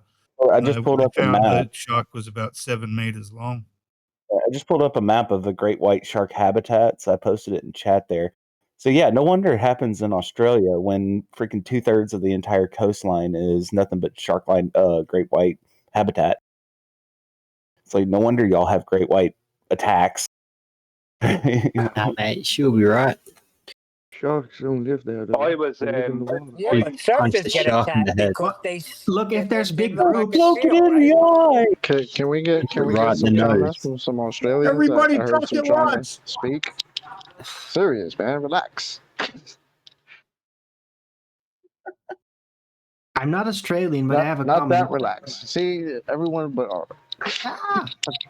jeez. See, I all got win a it is comment. you. If you It put is a you, whole bunch of Alwyn. great whites in a group, when they're actually normally more solitary, then who knows what kind of group behavior is going to cause them to act more aggressively, right? They- Just I like can they answer all that. humans. Hold on. They hold all on, go down hold on. under. Hello. God! Hello. I can answer that. Happens during shark pregnancy. So they have lots and lots of little shark babies inside the shark mama. And do you know what happens, Arwin? Not sure. They The get strongest shark eats all the other ones. born? Oh, Ooh. Okay. I got that down under 10. That was very good. That's Thank good you. stuff. I reckon I was in the water with a big great white in Australia. I told Anthony and I think Chocolate and I think Arwen before. I used to live in Bondi. Now Bondi wouldn't have wouldn't have a whole lot of sharks in it because it's kind of an inlet, a bay. But I used to swim because there was always waves there. I wouldn't swim across in the back the bay. I would swim straight out, and the weather was really, really good. And I swam out to a point where there was no more sandy bottom. There was rocks and seaweed and stuff, and I swam out to there. And I was quite happily swimming. I remember the day very well. And the time I was really in good humor and everything. I think it was like a Friday. Everything was going good. That kind of a thing. I was off work for 3 or 4 days. It was like a long weekend, all this kind of stuff. And I was swimming, and I just was treading water, and the sun was just coming down on top of me. It was really nice. And suddenly, all the sound changed. So all the sound I could hear from the beach, which was like the beach was strong. It was close to Christmas time, I think, as well, which is kind of like a big holiday in Australia. And all the sound changed, and suddenly all the sound from the beach and all the distant sound was drowned out, and all I could hear was the little lapping of the water right around me. And it was like I was suddenly, for no reason, I wasn't paranoid or anything, I was suddenly very, very aware of my immediate surroundings. And I thought I saw a big shadow underneath me, but I couldn't say for certain because there was only little tiny pockets of sand. It was all mostly seaweed and rocks. And I said, look, what I'm going to do is, it's like this. The way I saw it is that, well, I have no way out of this. If I look down and I do see a shark and it is going to eat me, it's going to make it worse. So I'm only kind of joining in on the game. So I'm not going to do that. I just said I'm just going to enjoy my swim. I only have 15 seconds left to live. I'm just going to enjoy whatever bit of life I have left, and I'm just going to swim. Because what else can I do? It was like I just accepted it. And after You're out of your mind. It felt like about well, it was almost the logical thing to do because what can I do? It was like if you look down, it's only going. Oh yeah, you're going to get eaten, so let me enjoy my swim. Well, so I can give him a good meal. Well, what else could I do? There was no way out of it. I couldn't swim. I was nowhere near shore. Prepare for impact. I mean, I think he made the right decision because had he seen that, I mean, he's in the water. He sees that. He starts panicking. You might even drown before the thing eats him. So what he does is I'm just going to relax. If I'm done, I'm already done. Nothing I can do about it. So I just enjoy my swim. If I make it, I make it. Yeah. And that panic reaction is going to also help trigger the shark as well. Exactly. That's exactly panic. it, yeah. I didn't say panic. I said prepare for impact. And how are you going to prepare for an impact with a shark? So tell us your process of that deal. By swimming in the backstroke rather than the butterfly. All you have to do is punch it in the nose. There's something you can do in preparation for a shark approaching you, and that is you try to hit them right on the nose. Have you experienced this, Arwen? And can you say for a fact that that's What are you, Ace Ventura? The hell? What? No, it's not a joke. Yeah, the nose is where the mouth but it's is. gonna shock him out of whatever focus he's in, right? So if he's gonna push you around or even to try to take a bite out of you, you could consider doing that if you couldn't get away. Consider, right? but try to punch him right in the nose. I mean, that's like saying I see a car approaching me in an intersection, and my reflexes will allow me to jump over it. Exactly. Well, yeah. Well, chocolate. Yeah. Chocolate. There is. If you got it, you know, if you can do that. Chocolate. If Shark anyone we could jump do out of it. the water. Wow. Chocolate. If anyone could do it, you could. You're from the hood. There's actually a lesson. There's a specific class where they teach you this specific Hogwarts defense against the dark sharks. Really? Okay. Well, why did you joke around with it? Hey, you could just panic and just sit there and get rammed by a shark or bitten, or you could try to punch them right in the nose. It's up to you. Anyway, I didn't get eaten. If any of you do want to sign up for Arwen's defense against the sharks you class, saw was in Eclipse. it's $12.99. Sharks rarely eat people, right? Tiger sharks, which are much smaller, actually have a tendency to take bites out of things. Wow, so there's a lot more. God, can I finish a sentence? There's a lot more people actually getting wounded from tiger shark attacks than from any other sharks, even though they seem the least threatening and they're the smallest, because they're more kind of a nibbly type of shark, right? Great whites don't attack people. Nobody believes you're a shark expert. Yeah, and hammerheads too. Hammerheads attack. And it's because bull sharks can handle fresh water, so they often swim up rivers. So the general smaller one that takes bites out of everything is the bull. And then the tiger shark is a larger, it's just below the size of a great white. It does also eat everything. But here in South Africa, there's a guy called the Shark Man who spends nights and days swimming with sharks. And he jumps into entire schools of great whites. And he shows that by making your surface area smaller and staying calm. So you pull your knees up like fetal position. And if you bob on the water like that, you then look foreign to their normal food type, which would be a seal trying to swim away. So the moment you start trying to swim away, it's like a lion attacking you. The moment you start to run, you signal that you're prey. It's the same with the shark. Right, they go after the Now that makes a lot of sense. That makes a lot of sense. Right, they go after the spindly When limbs, you stand right? and face That's the it, motion. When you stand and face it, they often will be more confused by that behavior. And just the fact of you staying there treading water calmly, they'll often not attack. Then they'll just bump. But the moment you try and swim for your life and indicate that you are prey, then they want. So act like a baby. I just ball Fetal up. position for the win. Right.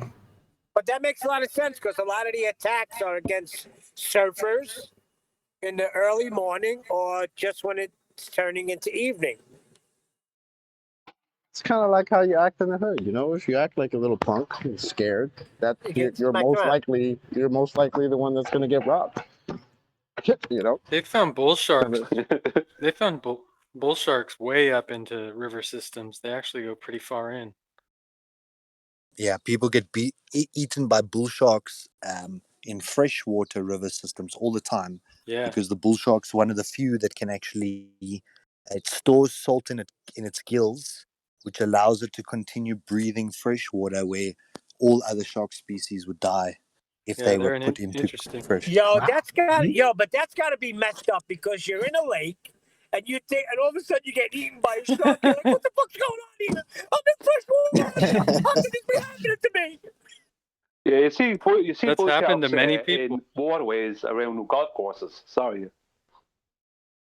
Yeah, specifically Florida as well. Yeah, a lot of bull sharks there. Bound to travel up. There's 200 plenty of miles or deadly more. freshwater fish, though, upriver. like piranhas. No. I know, piranhas. Yeah, okay. I'm not going to swim in the Amazon. What great white will do, because what great whites don't want to get injured. They just want to eat, right? So if they want to get you, they're not stupid. They're very smart. What they'll do is they'll show you a shadow underneath you, and then they'll show you a fin above the water or a splash behind you. And all this is making you scared all the time. And the more scared you get, the more panicky you get, the more energy you start getting cold in the water. And what they do is they terrify you. What they'll do is they might come in and take a bite, take a part of your leg off or something, and weaken you. So by the time they do come to eat you, you're already weakened and you've already given up. So you're not going to attack back.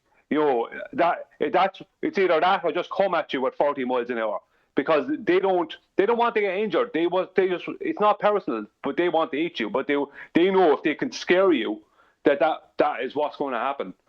And most of the time, like, obviously it'll work, you know.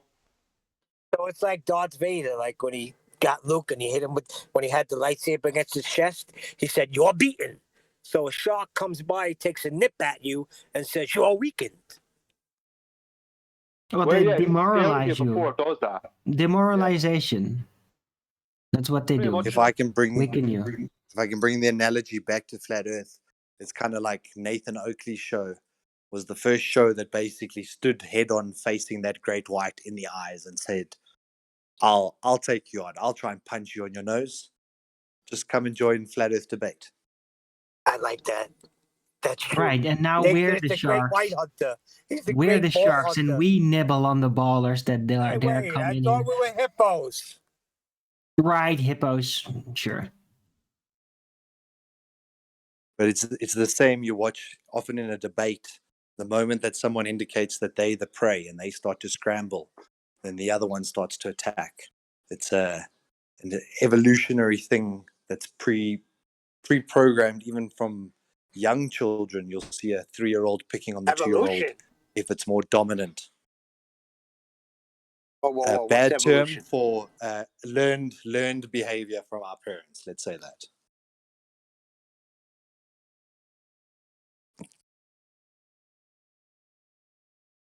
Why do you keep calling these people ballers? You know that's like you're complimenting them. You know what a baller is? Chocolate. Tell them what a baller is. Eye roller. A baller, man. Come on. Well, Chocolate, it depends you on know. how you spell it. I spell it BAWLERS, like they're bawling, crying, or bawling, laughing. Ballers.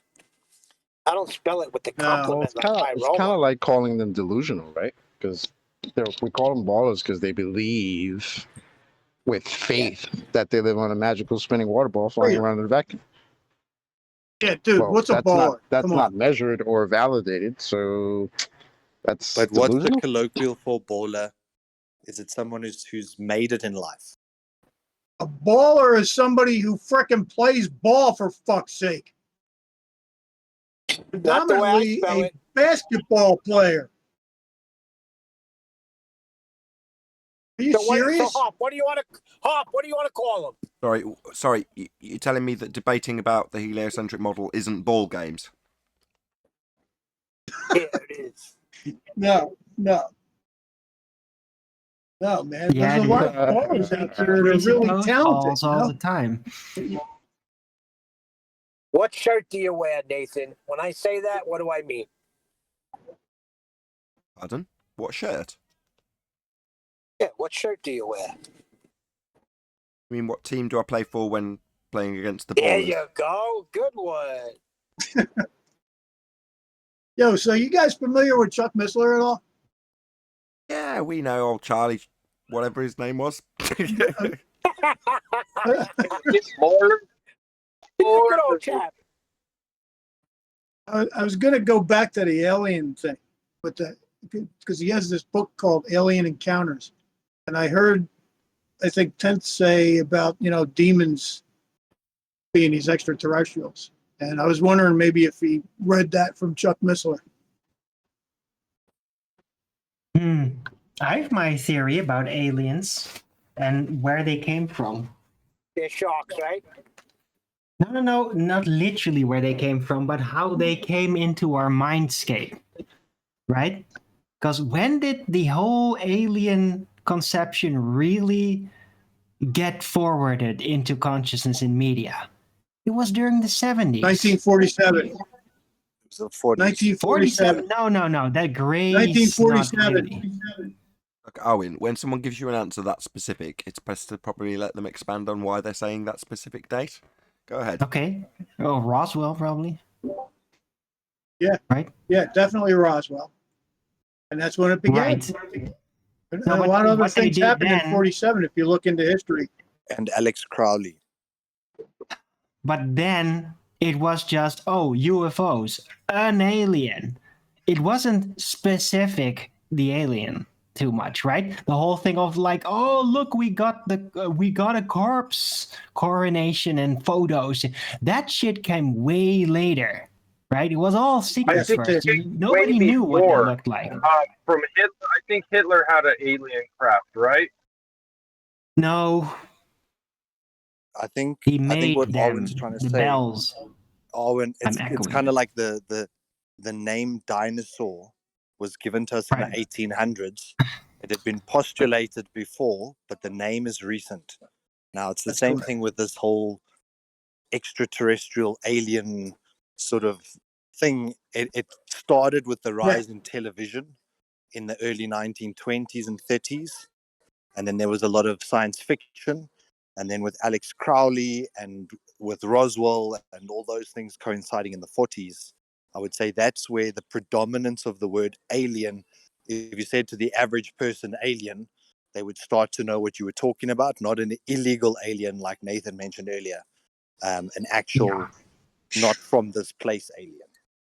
Right. I was going to make a point. I would gladly like to 1947, the finish seed that was point. planted. And I finished my point that I tried to start, and then it got bent off to 47 for when it first came into the mindscape. But I'm talking about the idea of gray aliens, the specific design, the look that was much later popularized, right? Where did that come from? It came from the 70s. Why? No, it Here you came go. from Hitler. Let me finish. I'm not asking you to guess. Let me finish, right? What was happening during that time? It was just the moon landing. What also happened? There was Vietnam War. What also happened? There was hallucinogenic experiments. On who primarily? Soldiers. Right, so here is my theory. What I think that the gray alien came out of was actually post-traumatic visions based on soldier experience with Vietnamese soldiers and corpses that then kind of personified in the gray alien design to become a uniform element, right? To really become a uniform design through the hallucinogenic experience relayed back to the Vietnamese experience in that war. That's where I think the gray alien... 30 years way too late, bro. Sentence here. Jesus Christ. Well, you're wasting our time. To avoid that, you might want to just make it slightly a little bit more concise, Arlen. I mean, it's a total theory. I'm putting it down in its completion. It's an opinion, but it's opinion. It's a theory. It's too much coincidence. Okay, Owen, thank you. Can we hear from the other guys who think it's 30s, 40s, based on what? There's no visuals of the 1947, the alien. seed was planted. Talking over them. What's going on? Unbelievable. Go ahead.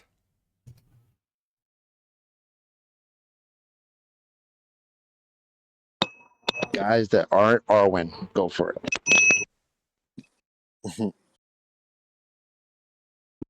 Oh, well, I said what I said. I think largely once the idea is first mentioned, then it starts to sort of spread in the collective consciousness of people. The same way that when they first started saying that they were going to go to space and go to the moon, people questioned that and said it's impossible. Until they started showing it on TV enough that people started to accept that into, how did Arwen phrase it, the mindscape. So the mindscape of aliens per se, I think that Aleister Crowley and his drawings of his interactions with demons and that they look like greys, I think that that's got a lot more validity and would probably be great. There would be greater support for why it's happening across continents and, in all different places if it is perhaps a spiritual thing, an encounter with something that's not from here. But effectively, the Roswell thing, I would say 90% of the alien concept into the public's mind. But So you want to hear some famous people that were born in 1947? Arnold Schwarzenegger, Elton John, David Bowie, Betty Broderick, O.J. Simpson, Mitt Romney, Milo. Okay, I'm confused. What's that got to do with anything? So the whole thing is aliens, the way they look, right? 47, yes, it got into the heads of people. There is aliens out there. There's an alien. Nobody really knew or even had an idea what they would be looking like. On TV, in that era, aliens just looked like people in sort of astronaut suits or whatever, or really weird. They didn't have a uniform alien species to present. That came later, during the 70s. And I just gave a theory as to why. Could I add one thing? What about that hieroglyphics? Predates it all. Hillary Clinton was also born in 1947. It was think before Hillary Adam's trying to Clinton as well. Just out of curiosity, what? Sorry, Adam, Hold go on, ahead. Chocolate. No, Go I ahead, was gonna say the thing that I think is the oldest about preloading into the psyche of the possibility of aliens and was Orwell's War of the Worlds that was put on and impregnated. That was such a new, novel concept that I think there's tales of people believing it real. I think it began a lot earlier. It escalates with all what you're saying, but I think the actual pre-programming of getting it, the possibility, began at the turn of the 19th century. You must have been reading my mind because I was thinking of that. What year was that War of the Worlds? Do you remember, Adam? It's in the 50s. 50s? In the 50s. Yeah. First Roswell, then War of the Worlds, then moon landing, and then aliens. What The about the Greys. What about the hieroglyphics? I heard that they have pictures, the Egyptians, of aliens and spaceships. Well, that you true? know, they have astronaut suits. That's what is depicted. Very much like astronaut suits. It's probably even likely astronaut suits have been designed after those.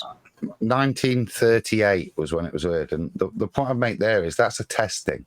So prior to that, like I say, at the turn of the century, they're programming this in. What this is a testing of plausibility. Is it? Wait a second. The within radio the psyche? program was 1938? Yeah, it's performed broadcast Halloween, 8th Sunday, October the 30th, 1938. The story goes that the start of the War of the Worlds broadcast, where they declare that it's a story and fiction, happened while a Super Bowl or something similar was going on that was going to be listened to by everybody. So in other words, people would tune out of that, tune in halfway through War of the Worlds, and believe it was real. Well, that's the story that I understand. Probably going to be corrected as being complete nonsense, fabrications shortly. Yeah, it can't be the Super Bowl because that started in 1963, I think. I'm pretty 65. And the Super Bowl is usually in January, not October, Halloween night. What? Why did you know? Why do you care? Sorry. Because Nathan said it was taking place in some Super Bowl sporting event. Everybody was going to be listening. Don't you listen, Arwen? To the Super Bowl? No. Did you not hear what Nathan said? Nathan, Yes, you I did. What you said? No, I'm just astonished by the details that you could just conjure about Super Bowls. It wasn't necessarily a Super Bowl. I'm saying there was a different popular broadcast that was going out at the start of the War of the Worlds broadcast. So in other words, most people didn't catch the start because they were listening to a more popular broadcast at the time. That's as I understand it. That's how I've heard it too. Yeah. Yes, and I said it couldn't have been a Super Bowl because that would be in January, not October. And Adam said it happened on Halloween, right? Yeah, the date was Sunday, October the 30th. Live as a Halloween episode at 8 o'clock. Yeah. Perfect.